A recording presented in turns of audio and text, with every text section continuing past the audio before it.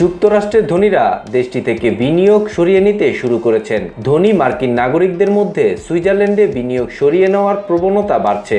আর সুইজারল্যান্ডের ব্যাংকগুলো বলছে যুক্তরাষ্ট্রের ধনীদের সুইজারল্যান্ডে বিনিয়োগ হিসাব খোলার প্রবণতা সাম্প্রতিক সময়ে বেড়েছে। সাম্প্রতিক সময়ে মার্কিন ধনীদের এভাবে সুইজারল্যান্ডে সম্পদ সরিয়ে নেওয়ার কারণ মূলত একটি, সেটা হলো মার্কিন প্রেসিডেন্ট ডোনাল্ড ট্রাম্পের শুল্ক নীতি। সুইজারল্যান্ডের আর্থিক পরামর্শক প্রতিষ্ঠান আলপেন পার্টনার্স ইন্টারন্যাশনালের প্রধান নির্বাহী কর্মকর্তা পিয়েরে গ্যাব্রিক সিএনবিসিকে জানান, বিষয়টি অনেকটা ঢেউয়ের মতো। সাবেক মার্কিন প্রেসিডেন্ট বারাক ওবামা যখন প্রথম নির্বাচিত হন তখন এই দৃশ্য দেখা যায়। এরপর কোভিডের সময় আরেক ঢেউ দেখা যায়। এখন ট্রাম্পের শুল্কের কারণে আরেক নতুন ঢেউ দেখা যাচ্ছে।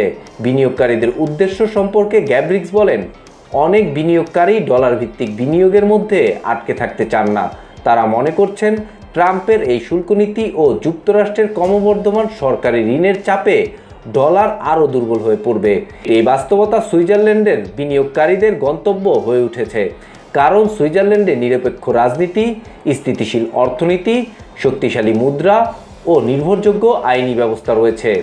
যুক্তরাষ্ট্রের 53% মিলিনিয়ার, অর্থাৎ যাদের সম্পদ $10 লাখ বেশি, তারা দেশ ত্যাগের পরিকল্পনা করছেন। ডোনাল্ড ট্রাম্পের পাল্টা শুল্ক নীতির কারণে মার্কিন মুদ্রা, ডলারের শক্তিও কমতে শুরু করেছে। সামগ্রিকভাবে মার্কিন অর্থনীতিতে মানুষের আস্থা কমে যাচ্ছে, যার আরেকটি দৃষ্টান্ত হলো বিশ্বের সবচেয়ে নিরাপদ বিনিয়োগ মাধ্যম হিসেবে পরিচিত মার্কিন ট্রেজারি বন্ডের চাহিদা কমে যাওয়া, যে কারণে বন্ডের সুদ হার বাড়াতে হয়েছে। যুক্তরাষ্ট্রের অনেক বিশ্লেষক বলছেন, মার্কিন ট্রেজারি সুদ হার বেড়ে যাওয়ায় সম্ভবত ট্রাম্প শেষমেশ শুল্ক নীতি স্থগিত করেছেন। শুল্ক বাধার কারণে সামগ্রিকভাবে ডলারের বাণিজ্য আরও কমে যেতে পারে।